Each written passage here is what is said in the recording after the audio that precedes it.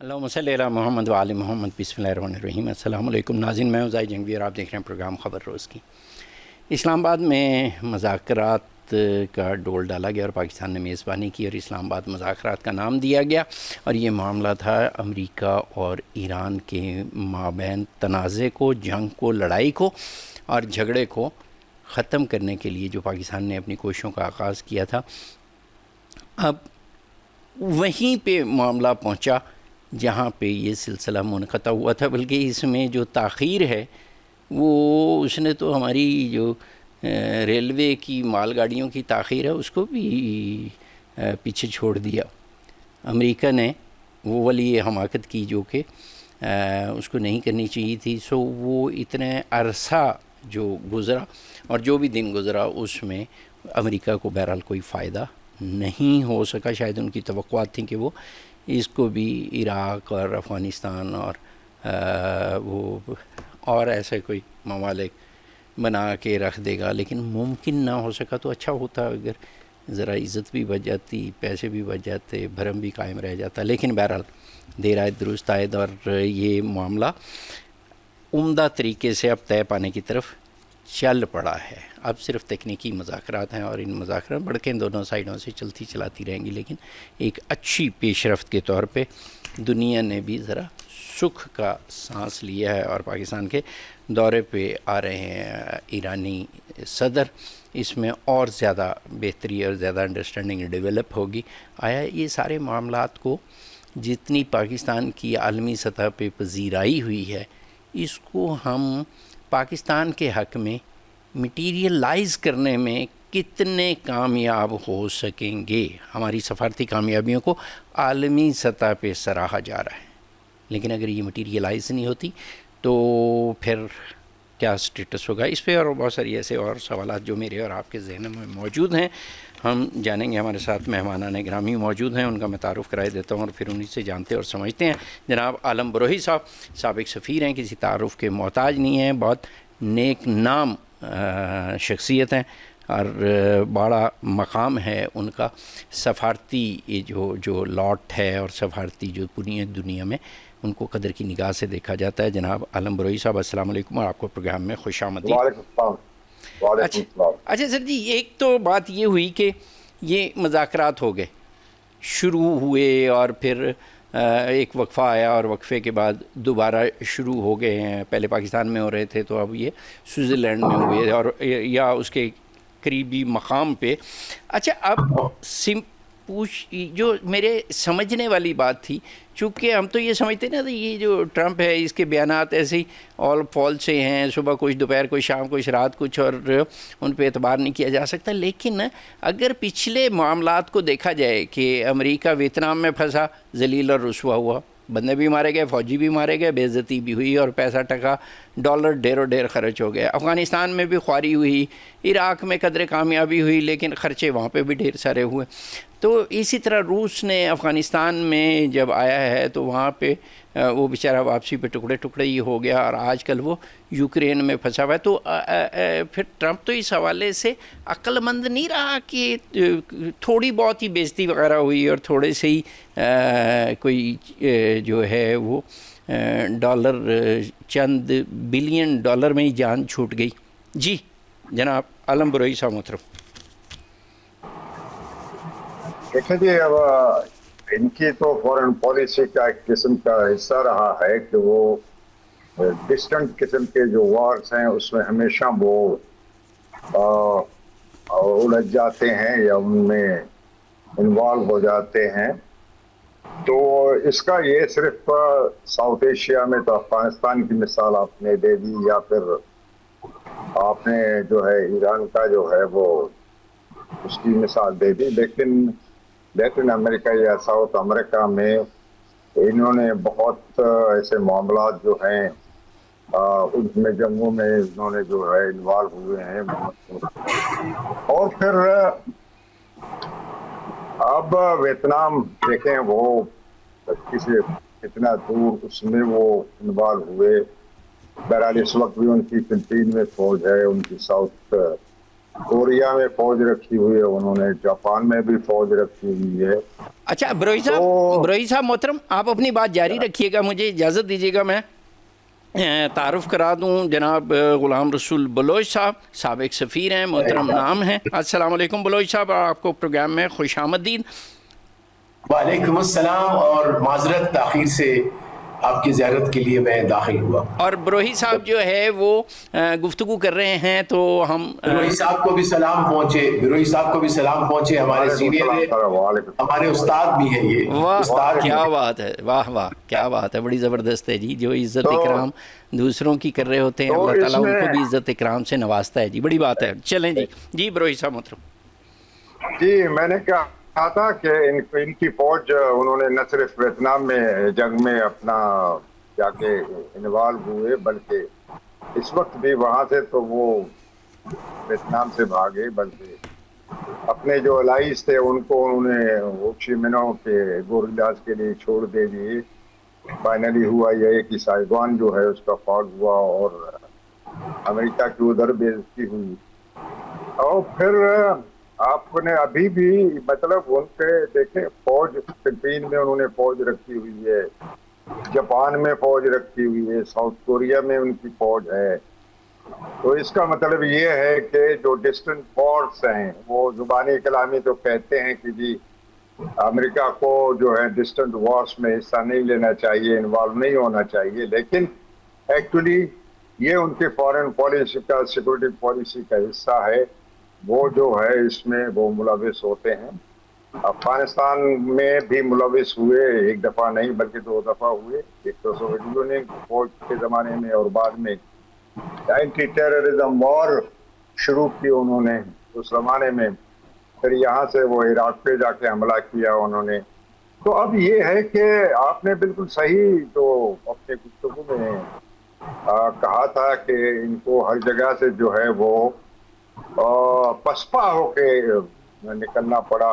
ہیولیشن ان کی ہوئی ماں سوائے عراق کو چھوڑ کے. عراق میں بھی کوئی خاص کامیابی ان کو ہوئی نہیں, لیکن افغانستان سے 20 سال کے بعد جس طرح وہ بھاگے ہیں وہ تو لیکن ابھی تو بروہی صاحب, لیکن ابھی تو انہوں نے زیادہ نقصان ہوئے بغیر ہی وہاں سے بھاگ لیے, تو مطلب یہ تو ان کی کامیابی ہوئی نا ٹرمپ کی, کہ نہیں؟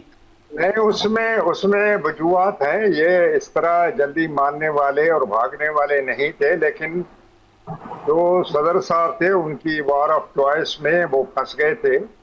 ایکسٹ پلان ان کا تھا نہیں, اور اوپر سے ان کو پریشر بہت آ رہا تھا. ایک تو ڈومیسٹک اکانومی پہ بہت بڑا اثر پڑ رہا تھا, اور وہاں پہ انفلیشن بڑھ رہی تھی, اور نمبر 2 جو ہے ماگا اس کا جو ہے اس کی جو طرف سے جو ہے اس پہ بہت پریشر تھا. پھر ریپبلکن پارٹی جو ہے وہ اپنا پاپولرٹی کھو رہی تھی وہاں مڈ ٹرم الیکشن کے لیے, جو ان کو پرابلم ہو رہا تھا. تو وہ مڈ ٹرم میں جو ہے اپنی اکثریت کھونا نہیں چاہتے تھے, تو اس پہ بہت بڑا پریشر تھا.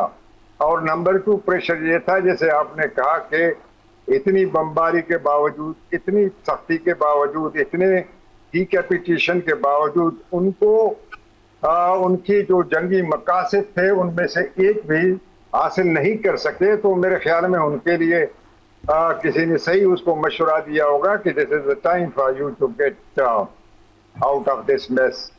تو وہ شاید ہم اس کو تو سمجھتے ہیں کہ یہ بڑا کیجول قسم کا بندہ ہے, لیکن وہ اپنی چیزوں کو, اپنے معاملات کو خوب سمجھتا ہے. اور یہ جو ہے نا, جیسے پنجابی میں کہتے ہیں یملا بن کے سب کو جو یہی والا فکرہ میرے ذہن میں آ رہا تھا. تو یملا بن کے اس نے اپنے سارے کاروائیاں کر لی. کیا زبردست جو ہے نا آپ نے بات کہی. وہ اتنا یملا بھی نہیں ہے, نہ اتنا پاگل وہ جس طرح اس نے کہا تھا نا,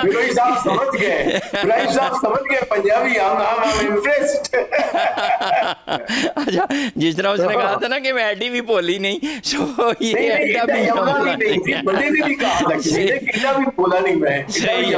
بالکل. اچھا بلوچ صاحب, صبح ایرانی صدر آنے اور ان سے کس نوعیت کی گفتگو کا امکان ہو سکتا ہے؟ ظاہر ہے یہ تو ساری پہلے تیاریاں کی جاتی ہوں گی نا، جب بھی کوئی سربراہ حکومت یا سربراہ ریاست تشریف لاتے ہیں، یا ہمارے لیے سربراہ حکومت یا سربراہ ریاست تشریف لے کے جاتے ہیں، تو ان کا اسپیڈ ورک پہلے ہو چکا ہوتا ہے. تو کیا ایسا ممکن ہے کہ یہ ساری جتنی کامیابیاں ساروں کی اجتماعی طور پہ ہیں، ون ون پوزیشن ہی یا سچویشن ہی سمجھ لیں، تو اس میں کیا ایسا ہو سکتا ہے کہ پاکستان اور ایران کے مابین اس کو بھائی چارے کے طور پہ تجارت کو آگے بڑھانے کے لیے کوئی عملی اقدامات کا کوئی امکان ممکن ہے؟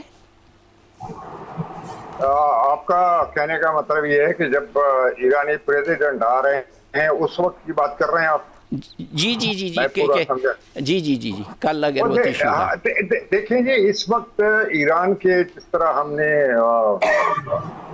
ایک نیبرہڈ کا جو ہے یا ایک ہمسائے کا جو حق ادا کیا ہے، جس طرح بھی چاہے ایرانی اس پہ کتنا یقین رکھتے ہیں یا نہیں رکھتے، اس سے بحث نہیں ہے، لیکن دنیا مان رہی ہے کہ ہم نے جو ہے اس جنگ کو آگے بڑھانے نہیں دیا، بلکہ ہم نے یہ کوشش کی کہ اس جنگ کو محدود کیا جائے، اور اس کے لیے جو سیز فائر ہم نے کروائی وہ جائز تو سیز فائر ایک قسم کی جنگ بندی تھی، لیکن اس کے باوجود جتنے بھی گرما گرمی اور اس قسم کے بیانات ہوئے، اس کے باوجود بھی وہ انٹیکٹ سیز فائر جو ہے وہ انٹیکٹ رہی، اور دوبارہ جنگ کی صورتحال پیش نہیں آئی. تو اس لحاظ سے میرے خیال میں ہم نے کافی جو ہے ایران کا گڈ ول حاصل کر لیا ہے، اور اس وقت جو ہے ایران کو بالکل اس خطے میں کیا بلکہ گریٹر مڈل ایسٹ میں ان کو ایک احساس یہ ضرور ہوا ہوگا کہ ان کے دوست کون ہیں اور دشمن کون ہیں. دیکھیں جی، ایک قسم کے ہمارے جو ایسٹ میں ہمسایہ ہے وہ تو ایران کے ساتھ بڑے کافی ان کے گہرے تعلقات تھے. چار بہار میں انہوں نے بڑا انویسٹمنٹ کیا تھا، اور چار بہار جو سی پورٹ ہے اس کو گوادر کے مقابلے لا رہے تھے.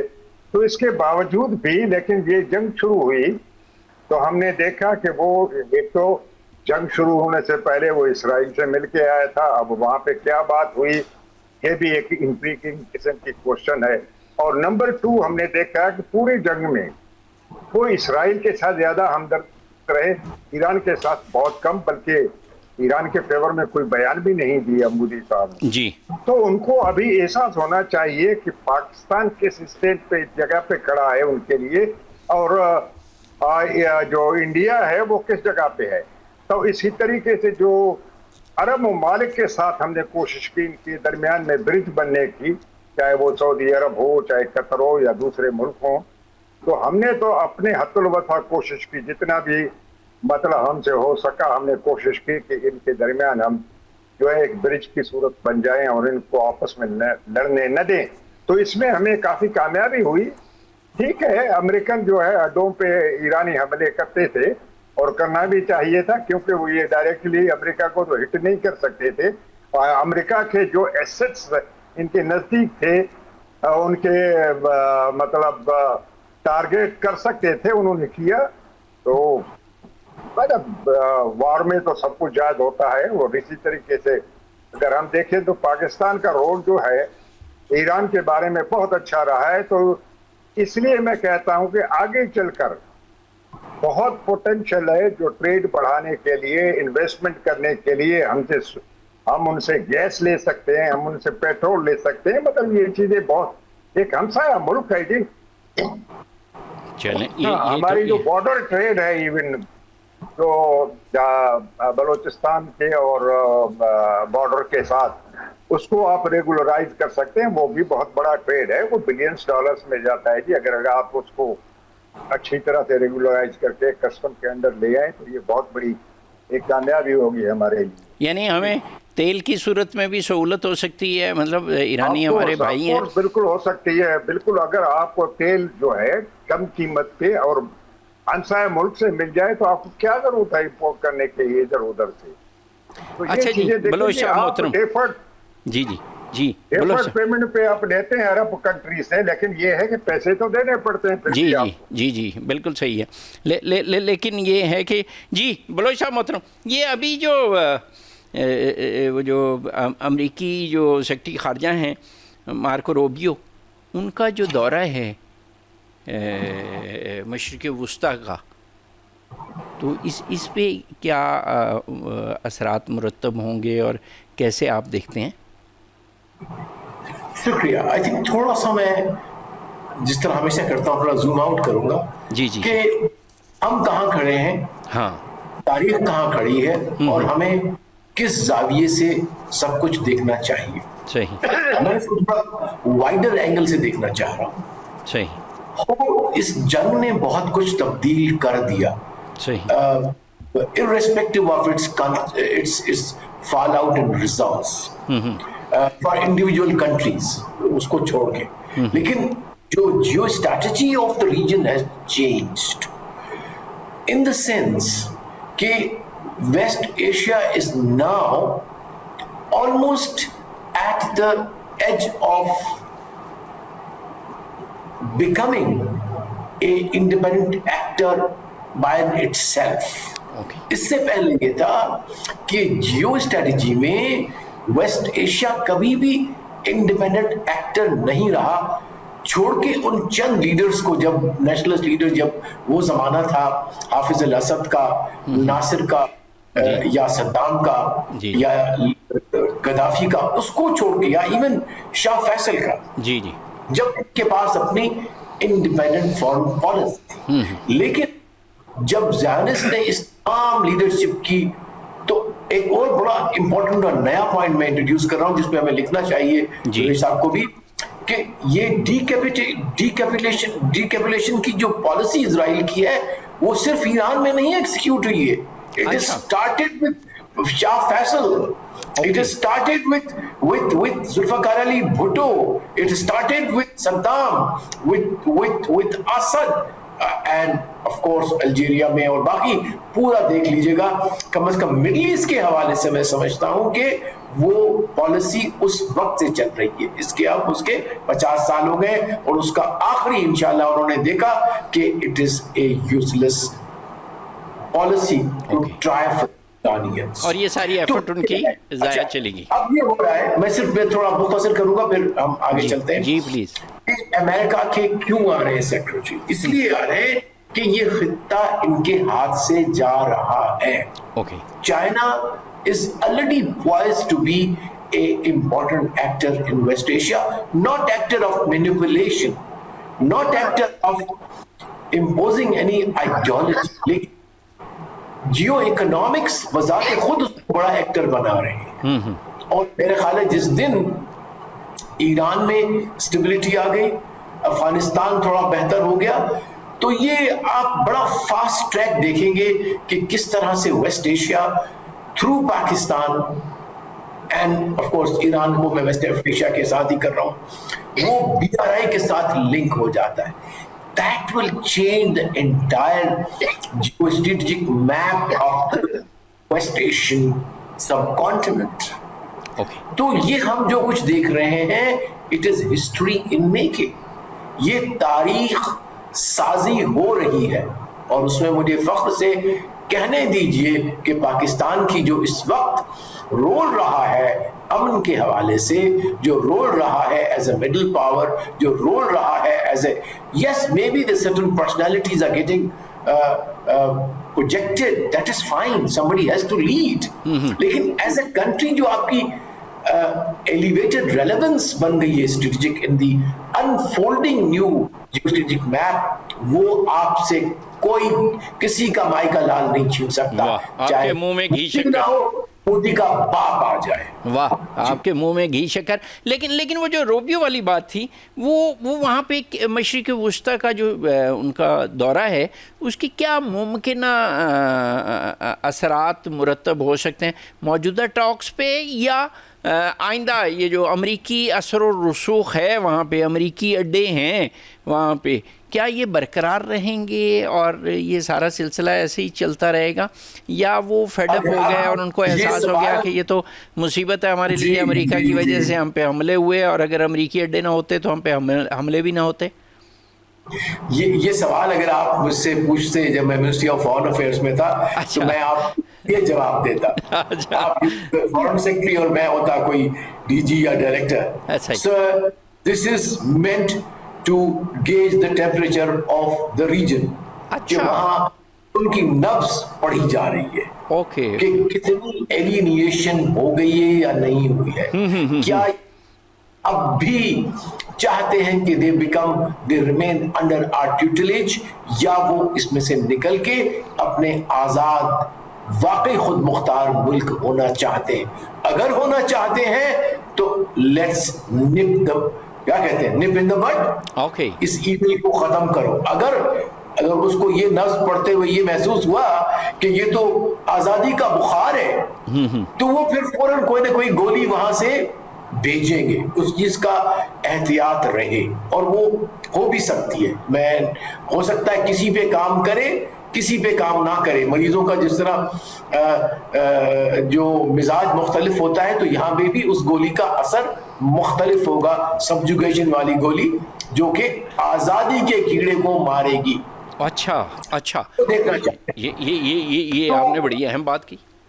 اور پھر کہ ایران اور ویسٹ ایشیا کی ملک، کیونکہ دیکھیے اسرائیل کے لیے یہ موت ہے کہ جس دن عرب ملک مکمل طور پہ ایران کو انٹیگریٹ کر لیں پولیٹیکلی اینڈ اکنامکلی، موت ہے اس کی، ختم. That's it, the front.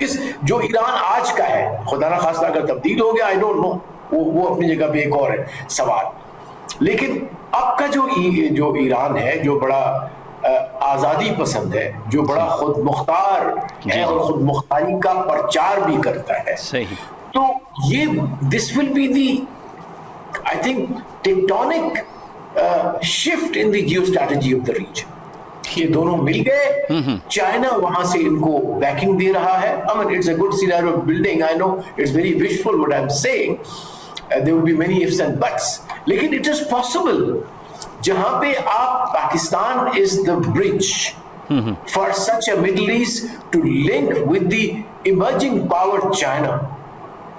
اور پھر جو ڈھلتا سورج ہے وہ کبھی ابھرتا سورج نہیں بن سکتا، یہ ان کو سوچنا چاہیے. اور this is what I think President Xi was about to tell Mr. Trump. Okay, ٹھیک ہو گیا. اچھا جی بروئی صاحب محترم، اچھا کچھ چیزیں ہم فرض بھی تو کر لیں نا. مثال کے طور پہ یہ چونکہ جنگ بند ہو چکی ہے، امریکہ اور ایران کے مابین تمام معاملات پہ سیٹل ہو گئیں چیزیں، یہ ہم فرض کر لیتے ہیں. اور اس کے بعد کا ایران، اس کے بعد کا مشرق وسطیٰ پاکستان کے حساب سے کیسا ہوگا، یہ ہم فرض کر لیتے ہیں. آپ سے میں ذرا اس معاملے میں تھوڑا سا رہنمائی، تاکہ ہم ذرا تھوڑا مستقبل میں بھی آپ لوگوں کی اہلیت، قابلیت، صلاحیت کے ذریعے ہم ذرا جھانکنے کی کوشش کریں. جی دیکھیں، پہلی چیز یہ ہے کہ جنگ میں جو ایران کا نقصان ہوا وہ اپنی جگہ پہ ہے. ان کی جو سینئر لیڈرشپ ہے، ان کی شہادت ہوئی، چاہے عسکری سائڈ سے یا پولیٹیکل سائڈ سے، وہ اپنی جگہ پہ. انفراسٹرکچر پہ جو تباہی آئی وہ آواز نہیں آ رہی. جی پروڈیوسر صاحب ذرا دیکھیں. دوسری جو چیز ہے وہ یہ ہے کہ لیکن اس جنگ سے ایران جو ہے وہ ایک طاقتور ملک کی صورت میں ابھر کے ہمارے سامنے آ گیا. اور ان کی اس نئی پوزیشن سے، نئی صورتحال سے، چاہے اسٹریٹجک صورتحال ہے یا پولیٹیکل صورتحال ہے، اس سے نہ کوئی عرب کنٹری انکار کر سکتا ہے، نہ پاکستان کر سکتا ہے، نہ کوئی یورپین یونین کی کنٹریز یا یورپ کے ملک جو ہے اس سے انکار کر سکتے ہیں. اور اسرائیل اپنی جگہ پہ ضد پہ اٹکا ہوا ہے کہ ان کے جو آبجیکٹیوز تھے، ان کے آبجیکٹیوز تو چاہے کچھ بھی ہو کہ ان کا جو نیوکلیئر پروگرام ہے اس کو بالکل تہس نہس کر کے رکھ دیں، بلکہ ان کی جو اکانومی ہے وہ تباہ ہو کے رہ جائے اور ان کی عسکری قوت جو ہے وہ تتر بتر ہو جائے، تاکہ اسرائیل کو اس سے ایران سے کوئی تھریٹ نہ رہے۔ لیکن اس جنگ میں ایسی کوئی صورتحال ان کو یا کوئی ایسی چیز، کوئی آبجیکٹو، کوئی مقصد ان کو حاصل نہیں ہوا۔ تو اب یہ دیکھنا یہ ہے کہ نئی صورتحال میں عرب ملک جو ہے اپنے پالیسی کو، اپنے بائیلیٹرل ریلیشن شپ کو ایران کے ساتھ کس طرح ریکیلیبریٹ کرتے ہیں، ریویو کرتے ہیں، پہلی چیز ہے۔ دوسری چیز یہ ہے کہ اب اسرائیل کا جو ہے وہاں پہ رویہ کیا ہوگا۔ جیسے پہلے ابراہم ٹریٹیز کے تحت جو ہے نا مختلف ایک کر کے ہر عرب کنٹری کو جو ہے وہ اپنے سیکورٹی امبریلا کے انڈر لے آ رہے تھے، اس میں امریکہ بھی ان کی کچھ پناہی کر رہا تھا۔ تو اب صورتحال جو ہے وہ ڈفرنٹ ہو گئی ہے۔ اب تو اس ٹریٹیز کی، ابراہم ٹریٹیز کی جو اہمیت تھی وہ تو ٹوٹلی ختم ہو چکی ہے، اور اسرائیل کا اپنا جو پلان تھا گریٹر اسرائیل کا وہ تو ٹوٹلی ختم ہو چکا ہے۔ لیکن اب ان کو یہ نئی حقیقت سامنے آ گئی ہے کہ ایران کے ساتھ اس خطے میں وہ کس طرح اپنی جو ہے وہ رویہ رکھیں گے، یہ ایک چیز علیحدہ ہے۔ اب دوسری چیز جو پاکستان کی صورتحال ہے، لیکن پاکستان اس وقت جو ہے کافی اچھی پوزیشن میں ہے، چاہے وہ ایجپٹ ہو، چاہے ترکی ہو، یا جب سعودی عرب ہو یا قطر ہو۔ تو یہ ملک جو ہے نا ایز اے میڈیٹر جو ہے وہ پاکستان کے ساتھ کھڑے ہوئے تھے، انہوں نے کافی مدد کی ہے۔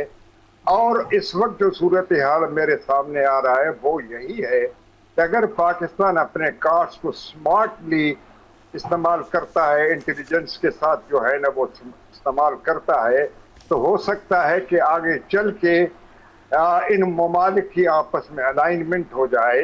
الائنسز والی بات تو ختم ہو گئی ہے، کیونکہ اب دنیا میں کہیں الائنسز تو نہیں ہوتے، لیکن الائنمنٹ ضرور ہوتی ہے اسٹیٹس کی۔ اس میں ایجپٹ ہے، اس میں ترکی ہے، اس میں قطر ہے، پاکستان ہے، سعودی عرب ہے اور ایران ہے۔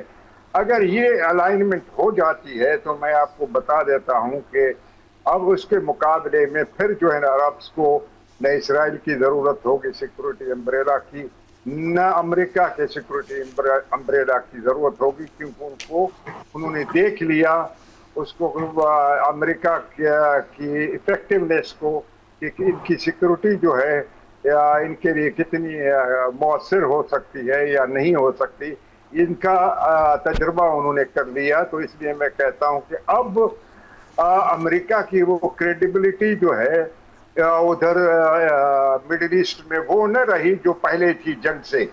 تو اب یہ صورتحال وہ یہی ہے کہ پاکستان ایک سیکورٹی پرووائڈر کی صورت میں بھی ابھر کے آ سکتا ہے، اگر پاکستان اپنے تعلقات کو ان ممالک کے ساتھ، ایران کے ساتھ اور پھر چائنا کے ساتھ اور واشنگٹن کے ساتھ اگر وہ اس کو بیلنس کر کے رکھ دے اور اس کو ایک کہہ سکتے ہیں کہ ایک طرف جھکائے، بلکہ ایک بیلنس اور ریلیشن شپ قائم کر سکے، تو پاکستان کی بہت بڑی کامیابی ہو سکتی ہے آگے چل کر، ڈپلومیٹکلی بھی، تجارت کے لحاظ سے بھی، اور ایک پولیٹیکل اینڈ اسٹریٹجک کلاؤڈ کی حیثیت سے بھی۔ بالکل صحیح ہے۔ اچھا یہ والی بات جو ہے نا بلوچ صاحب کہ کیا اتحادوں کا، ملکوں کے اتحادوں کا وقت کیا گزر چکا یا ابھی موجود ہے؟ چونکہ ہم کسی زمانے میں وہ RCD سنا کرتے تھے، پاکستان، ایران، ترکی، اور پھر ترکی کے ذریعے یورپ، اور یہ جو ہمارا علاقہ ہے یہاں سے جیلم سے شروع ہو جاتا ہے تو پھر یہ گجرات تک جاتا ہے، تو ان کو زیادہ ان اچھے روٹس کا پتہ چلا اس سارے کا، تو پھر وہ بڑی تیزی سے وہاں سے جانے آنے کا سلسلہ جاری رہا۔ تو کیا اب جو ملکوں کا کوئی اتحاد یا فورم، یہ اس کا ٹائم گزر چکا یا ابھی ہے؟ صرف تھوڑا سا میں اس کو ریفریز کروں گا آپ کے اس اسٹریٹجک کوشچن کو، which is very foundational. جی پلیز، کہ آپ آگے کیا ہم ہوتے دیکھ رہے ہیں۔ یس، دیکھیے انٹر ڈیپینڈنس رہتی ہے اور رہے گی، اور globalisation whether we like it और नॉट, लेकिन उसने एक काम किया है कि इंटरडिपेंडेंस के चैनल खोल दिए बहुत सारे अब, और वो बड़े मॉड्यूलर भी हैं. That's very interesting. It's a modular form of interdependence. It's a new concept I am giving. I have to right it. There is not modular kind of interdependent. How it is modular? किस तरह से है कि आप 2 भी बना सकते हो, आप 4 भी बना सकते हो, 6 मुल्कों को बना सकते हो. सिर्फ आप टेली कम्युनिकेशन में करो अपनी कॉपरेशन, सिर्फ आप कम्युनिकेशन करो कि जी ट्रांसपोर्ट सी थ्रू एयर थ्रू लैंड, जो भी आपको बनता है पाइपलाइन बना लो, उसका आप अलायंस बना लो. यू सी, सो ये मॉड्यूलर बनेंगे, ये कोई बड़े ब्लॉक्स नहीं बनेंगे. That will be this mini alliances. if you want to use the word alliances, ये जरा काबिल फहम है आम मेरे जैसे आम लोगों के लिए, ये मिनी अलायंस वाली बात जो है ना. जी जी, आप बात जारी रखिए. मिनी अलायंसेस आपकी बनेंगे, मेरा ख्याल ये है. और फिर वो mini alliances with in the bigger orbit of the global player का जो भी होगा पत्ता. लेकिन may be global powers might themselves feed into these mini or even micro alliances. Mini and micro. Yeah.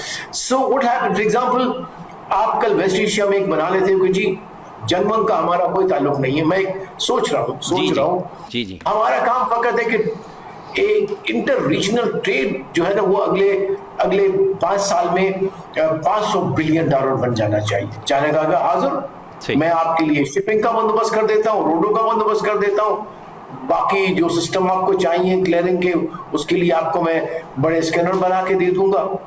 तो that is how it comes in. ठीक है, सही. इसी तरह से देखिए चाइना अभी भी दुनिया की बड़ी मार्केट है. Let's not forget it. ठीक है, उन्होंने अपने तकरीबन 400-500 मिलियन लोगों को गुर्बत से आगे हटा दिया. लेकिन अभी तक भी जो उनकी जो सुनते हैं कि 1.4 बिलियन में से कोई 400 या 500 मिलियन लोग मिडिल क्लास के लिए क्वालिफाई करते हैं अगले 2-4-5 साल में. ठीक है जी. तो उनको जब वो मिडिल क्लास बढ़ेगा तो आपके पास इतना पोटेंशियल है.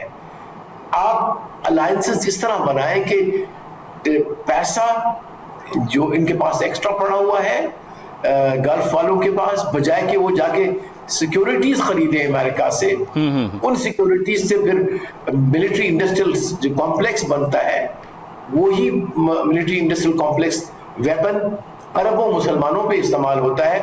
फिर ये वहां जाके खरीदते हैं उसको उस वेपन के अगेंस्ट. तो ये एक विशियस सर्कल से निकले और इस कीमती जो अल्लाह ने इनको एंडोमेंट दिया हुआ है उसको इंसानियत की फलाह और बका के लिए इस्तेमाल करें.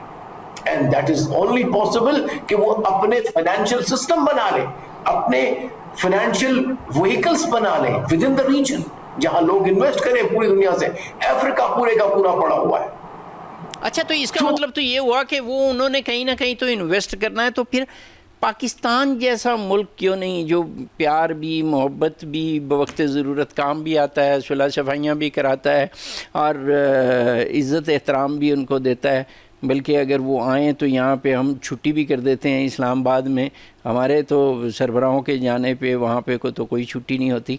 तो अगर इसको बलोच साहब को मटीरियलाइज़ कर लिया जाए पाकिस्तान के अंदर, तो जितनी सफारती महाज पे, अस्करी महाज पे पाकिस्तान ने कामयाबियां हासिल की हैं, तो क्या ये नामुमकिन है कि ये जो मुआशी महाज है उस पे अगर यानी उन 2 महाज़ों पे पाकिस्तान की कामयाबियों को दुनिया मान रही है, तो अगर ये तीसरा महाज भी हम सर कर लें और हमारी मुआशी टीम इसको सर कर ले, तो ये तो बड़ा ज़बरदस्त एक आइडियल मुल्क बन जाएगा. बिल्कुल जनाब, मैं शायद अर्ज कर चुका हूँ आपके प्रोग्राम में या कहीं और कि मार्का हक आपने जीता, मार्का अमन अल्हम्दुलिल्लाह जीता. अब जो मौका है वो है मार्का मईशत को सर करने का. लेकिन उसके लिए बहुत आपको करना पड़ेगा. तगोदो लोग हैं आपके पास. देखिए, आई वॉज इम्प्रेस्ड कि एक बच्चा है जो यूएस में क्रिप्टो का माहिर है, جی 36 سال کا بچہ ہے، وہ یہاں آ کے پورا ایک نظام بنا کے دیتا ہے. آج جو ہے بلینس آف ڈالرز کی وہاں انویسٹمنٹ ہو رہی ہے. And Pakistan is one of the major players in the crypto market in the world. میں ایک چھوٹا مثال دے رہا ہوں، چھوٹا سا بچہ، ایک 26 سال کا بچہ جو ہے وہ کرسر بناتا ہے جا کے اور $60 بلین کا بیچتا ہے اس کو ایلن ماسک کو. تو ٹیلنٹ ہے ہمارے پاس. میں چونکہ پڑھاتا ہوں ہمیشہ کہتا ہوں ہمارے پاس ایک سمجھ لیے خزینہ ہے بچوں کی انٹرپرینیورشپ کا. آج ہمارے ہاں وہ ہو رہے تھے اسکریننگ ٹیسٹ ہوتے ہیں کیونکہ it's a very competitive university ہماری جو ہے. تو بچے بچیاں بھاگ کے آ رہی ہیں ٹیسٹ دینے کے لیے ان ڈروز، مطلب ہنڈریڈس آف دیم. میں نے کہا یا خدا ان کو، اب ہمارے ہاں اس یونیورسٹی کے اندر 1200-1300 سیٹس ہیں، کوئی 5-6 ہزار بچے اپیئر ہوتے ہیں. وہ مارے پھرتے ہیں کہ اچھا انسٹیٹیوشن چاہیے ہمیں، تو اچھے انسٹیٹیوشن بنائیں. یہی بچے آپ کو اس یہ جو ہم منی الائنس یا ویسٹرن الائنس کی بات کر رہے ہیں یا مسلم الائنس کی بات کریں یا alliance for what can be called a mutual اور اے کامن پراسپیرٹی، کوئی بھی نام دے دیں اس کو، ٹھیک ہے، کام کریں گے. فائنینشیل اینالسٹ بنیں گے، کمپیوٹر اینالسٹ بنیں گے، آرکیٹیکٹس بنیں گے، انوائرمنٹلسٹ بنیں گے، اور whatever you ask them to do they will do it. بالکل صحیح ہے. میرے پاس ایسے بچے بھی کلاس میں ہیں جو پڑھاتے بھی ہیں پڑھتے بھی ہیں میرے پاس، اور 25-30 بچے رکھے ہوئے ہیں اور اپنا سافٹ ویئر کا کمپنی چلا رہے ہیں. اتنے ٹیلنٹڈ بچے. بالکل صحیح ہے. ان کو وسائل اور سہولیات اور رستہ ہمیں فراہم کرنا ہوگا.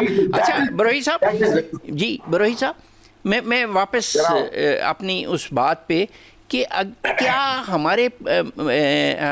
ہمارے ہاں ایسی کیا کمی ہے کہ ہم اگر معیشت کے معاملات میں اگر بہت لمبا چوڑا کوئی کھڑاک نہیں کر سکتے تو کم از کم یہ جتنے عرصے کے لیے ایران پہ پابندیاں ہٹی ہیں، ہر طرح کی، گیس ہو، آئل ہو، باقی چیزیں ہوں، تو ہم اس کو فٹافٹ کر کے کیوں نہیں کر لیتے؟ اس میں کوئی رکاوٹیں ہوتی ہیں ایسی جو بہت کوئی ہمارے لیے بڑی؟ سر بہت سی تلخ باتیں ہیں جو اس قسم کے ڈسکشنز میں آ جاتی ہیں. وہ بات تو سچ ہے لیکن بات ہے بدنامی کی، نیک نامی نہیں ہے. پہلی چیز یہ ہے کہ سر آپ کی اکانومی اس وقت تک ٹھیک نہیں ہو سکتی جب تک کہ آپ جو ہے آپ کے جو سیاست پہ یا اسٹیٹ ریسورسز پہ جو لوگ قابض ہیں ان سے آپ اپنے اسٹیٹ کو، اس کے ریسورسز کو چھڑا نہیں لیتے. پہلی چیز ہے. صحیح. اب جو ہے یو این ڈی پی کا یعنی یو این ڈیولپمنٹ پروگرام کا ایک چند سال پہلے جو ہے نا ایک رپورٹ آئی تھی، چند سال پہلے کی بات کر رہا ہوں، جس میں انہوں نے کلیئرلی کہا کہ پاکستان کی معیشت کا 6% آپ جی ڈی پی کا 6% کہیں یا $17.5 بلین کہیں، وہ ان کے ایلیٹ جو ہے یہی جس کا میں نے ذکر کیا کہ ریسورسز پہ قابض ہیں، تو یہ کھا جاتے ہیں مختلف پریولیجز میں، کنسیشنز میں، اور جو ہے لونز میں اور ایکسیٹرا ایکسیٹرا. وہ بڑا تفصیلی ایک قسم کا رپورٹ ہے. اور دوسری چیز جو آپ کے سامنے ہے وہ یہ ہے کہ دیکھیں جی، آپ اس وقت جو ہے نا ایک بہت کم تعداد ہے آپ کی پاپولیشن میں جو آپ کے تمام ایگریکلچر لینڈ پہ قابض ہے. ایک قسم کا ایسے لوگ بھی آپ کے ملک میں موجود ہیں جن کے پاس 32,000 ایکڑ جو ہے وہ ان کی ایگریکلچر لینڈ ان کے قبضے میں ہے. اور میں یہ کہوں یہ سندھ کے جو ہے نا جتوئی خاندان ہے جو ہمارے انٹیریم پرائم منسٹر بھی رہے تھے، یہ ان کی بات میں کر رہا ہوں. اور بعد میں انہوں نے اس زمین کو مختلف لوگوں کے ناموں پہ جو کر رہا، مطلب لینڈ ریفارمز میں بچنے کے لیے، لیکن ابھی بھی وہ ان کی ہے. اس قسم کے بہت سے زمیندار ہیں. I don't talk about آپ چھوڑ دیں پنجاب کی بات، میں صرف سندھ کی بات کر رہا ہوں. تو جب تک آپ اس کو ری-ڈسٹریبیوشن آف لینڈ نہیں کریں گے، اور یہ جو آپ کے جو ماسز ہیں ملینز کے حساب سے، ٹیمنگ ماسز جو ہیں، ان کو کھانے کے لیے کچھ نہیں ہوتا یار، ان کے پاس زمین نہیں ہے، ان کے پاس وہ پیزنٹس ہیں اور وہ اپنے لینڈ لارڈ کے جو ہے نا وہ محتاج رہتے ہیں، ووٹ اس کے کہنے پہ دیتے ہیں. وہ لینڈ لارڈ نہ صرف وہ زمین پہ قابض ہے بلکہ وہ چور بھی پالتا ہے اور ڈاکو بھی پالتا ہے. اگر کوئی اس کے سامنے سر اٹھانے کی کوشش کرتا ہے تو وہ اس کو ایک گھنٹی بھی لگوا دیتا ہے. تو اس قسم کے ماحول میں آپ بات کر رہے ہیں کہ آپ کی معیشت کیوں ٹھیک نہیں ہوتی. پھر آگے آپ آ جائیے اوپر، ٹھیک ہے تیل ہم خرید سکتے ہیں، لیکن یہ خرید و فروخت میں جو کمیشن کا جو لعنت ہے اس کو کیسے ختم کریں گے آپ؟ جب تک یہ چیزیں ختم نہیں ہوں گی تب تک آپ کی معیشت ٹھیک نہیں ہو سکتی. میں بتا دیتا ہوں آپ کو عمران صاحب، اس کو ٹھیک کرنے کے لیے آپ کو پورا سسٹم اوور ہال کرنا پڑے گا. بلکہ آپ دیکھ لیں کہ کوئی آپ کے پاس لیکوان آ جائے یا کوئی آپ کے پاس کمال اتا ترک آ جائے یا کوئی اس قسم کا آ جائے، چاہے وہ ان ڈیموکریٹک طریقے سے آ جائے. دیکھیں میں آج بھی کہتا ہوں کہ مشرف اگر اپنے 7 پوائنٹس جو اس نے دیے تھے جس دن ٹیک اوور کیا تھا، اگر اس پہ قائم رہتا، ان کو امپلیمنٹ کر جاتا، خدا کی قسم میرا وہ ہیرو ہوتا. لیکن ایسا نہیں ہوا کرتا. ابھی آپ نے دیکھا وہ پھر انہی سیاستدانوں کے ہاتھوں رسوا بھی ہوا اور پھر وغیرہ وغیرہ. ایوب خان کے زمانے میں نہیں ہوا، بھٹو کو اللہ نے جو ہے وہ ایک موقع دیا، اس کے زمانے میں نہیں ہوا. اس کے جو ہے نا اٹ واز آئی واچ ان کے جو لینڈ ریفارم. ٹھیک ہو گیا. اچھا بلوچ صاحب محترم، کیا ایسا ممکن ہے کہ یہ جو فیلڈ مارشل ہیں انہوں نے جو اتنی ایفرٹ کی ہے عالمی سطح پہ، اتنی ان کی پذیرائی ہوئی ہے، اگر عسکری محاذ پہ بھی ان کی کامیابی انہی کی تھی، باقی ایسے کہانی ہیں یہ مزید تفصیل میں جائے بغیر، تو اسی طرح کیا ایسا ہو سکتا ہے کہ یہ جو معیشت کا محاذ ہے اس پہ بھی کم از کم اگر ان کی تھوڑی سی توجہ ہو تو یہ کوئی بندے بن جائیں، یہ جو ہمارے حکمران ٹائپ لوگ ہیں، کوئی ایسا ممکن ہے؟ یہ تو خاص طور پہ یہ جو بروئی صاحب نے بات کہی تھی کہ جی اچھا جی چاہے وہ غیر جمہوری ہی کیوں نہ ہو تو وہ چلے غیر جمہوری کے طور پہ اس کو ٹیک اوور کرنے کی بجائے اگر وہ ذرا اس کی اصلاح کرنے کے لیے اپنی تھوڑی سی توجہ مرکوز کر دیں، ایسا ممکن ہو سکتا ہے؟ چونکہ اب تو توجہ کا مرکز ہیں وہ. تبھی تو میں نے عرض کیا تھا کہ معرکہ حق جیتنے کے بعد اور معرکہ امن جیتنے کے بعد اب اس اور میں ان کو لقب دے چکا ہوں، میں کہنے میں کوئی مجھے آر نہیں کہ وہ امن کے سپاہی ہیں، اب وہ پاکستان کی پراسپیرٹی کے سپاہی بنے.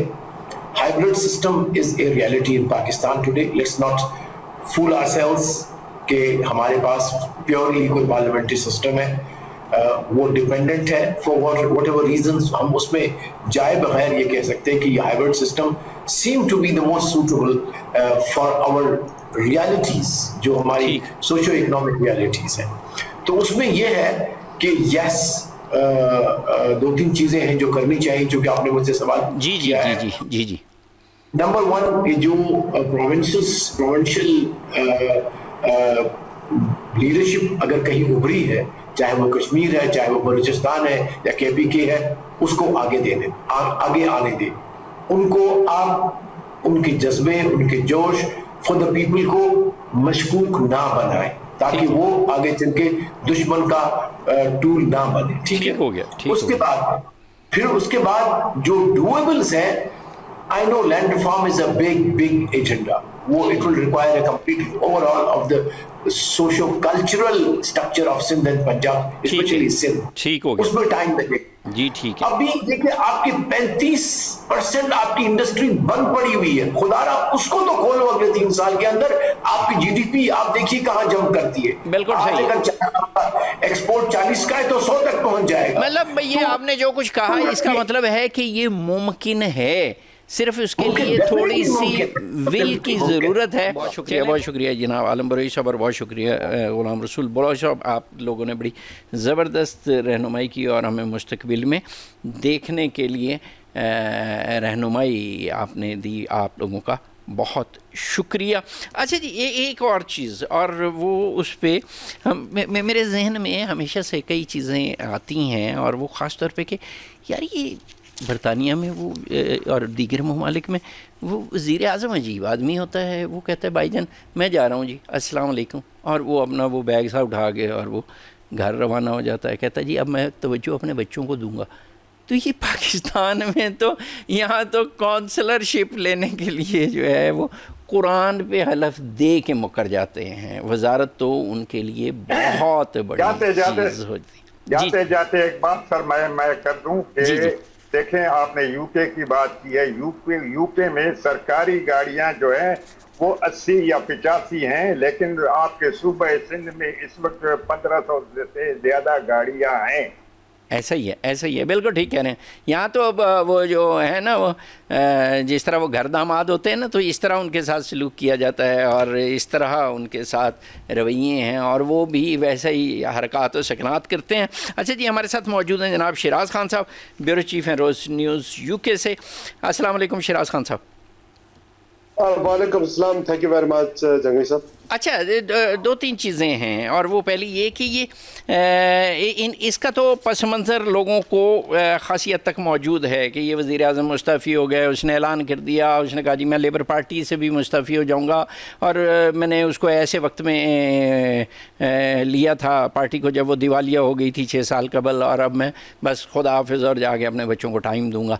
تو یہ سارا معاملہ جو ہے ایک تو ان کے بعد آئے گا کون، وزیر اعظم کے طور پہ اور لیبر پارٹی کے سربراہ کے طور پہ، ممکنہ طور پہ. جی شیراز صاحب. جگوی صاحب دیکھیں، آپ ٹھیک کہہ رہے ہیں، یہ 10 سال میں 7واں وزیر اعظم گیا ہے، اپنی مدت پوری نہیں کر سکا ہے، اور سب کے اوپر کوئی نہ کوئی اخلاقی طور پر دبا لگا ہے، اور اس کے بعد اسے ریزائن دینا پڑا ہے. کے اسٹارنا 2 سال پہلے جیتے تھے، اور ان کے پاس 2 سال کا مزید مینڈیٹ تھا. ابھی ان کی مدت 2 سال رہتی ہے، اور یہ بھی ٹھیک ہے کہ 650 یعنی 650 ایم پیز پارلیمنٹ کے اندر ہیں، اور 412 انہوں نے حاصل کیے تھے ان کی لیڈرشپ کے اندر. اور لیکن ابھی بھی وہ جو ایم پیز ہیں ان کے اوپر اعتماد کر رہے تھے، لیکن غلطیاں ان کے ساتھ ان سے یہ ہوئی، بڑی غلطیاں جو تھی وہ یہ تھی کہ انہوں نے ڈونلڈ ٹرمپ کے آنے کے بعد اس کے ساتھ تعلقات بہتر کرنے کے لیے پیٹر میڈرسن، ایک سابق لارڈ ہے، وزیر رہ چکے ہیں، انہیں تعینات کیا تھا سفیر امریکہ کا. وہ تو انہوں نے بھی مانا کہ ان کی غلطی تھی. یہ دیکھو نا، سٹارمر نے بھی مانا کہ ان کی غلطی تھی. جی، انہوں نے مورلی یہ ان سے غلطی ہوئی تھی کہ اس نے سیکیورٹی کلیئرنس نہیں کی تھی اور اسے تعینات کر دیا تھا. اور ان کے ذہن میں یہی تھا کہ ڈونلڈ ٹرمپ کے ساتھ برطانیہ کے جو تعلقات ان کی حکومت وہ بہتر کر سکتے ہیں، جو ایک لنک اسٹیبلش ہو گیا تھا. صرف یہی والی ایک غلطی تھی ان کو، ان کے اقتدار کی، یہی یہ غلطی تھی. اور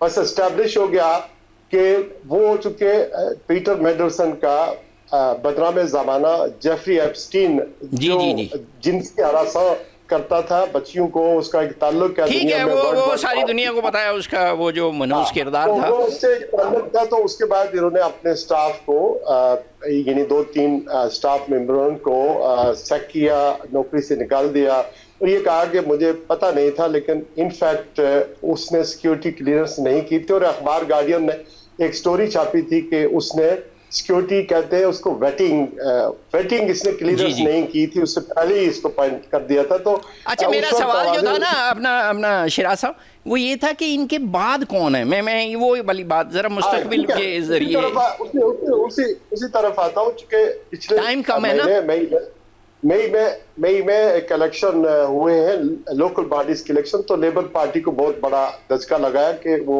پورے ملک سے انتخاب ہار گئی ہے. جی. تو اس کے بعد کھل کر ان کے اوپر تنقید ہونے لگی کہ انہیں اپنی لیڈرشپ چھوڑ دینی چاہیے. تو اینڈی برنم 2001 میں سیاست میں آئے. اس سے پہلے وہ کیمبرج یونیورسٹی کے پڑھے لکھے ہیں, صحافت سے تعلق ہے. سیاست میں آنے سے پہلے وہ گورڈن براؤن سابق وزیر اعظم اور پھر اس کے بعد یعنی وہ ممکنہ وزیر اعظم ہوں گے یا لیبر پارٹی کے سربراہ ہوں گے؟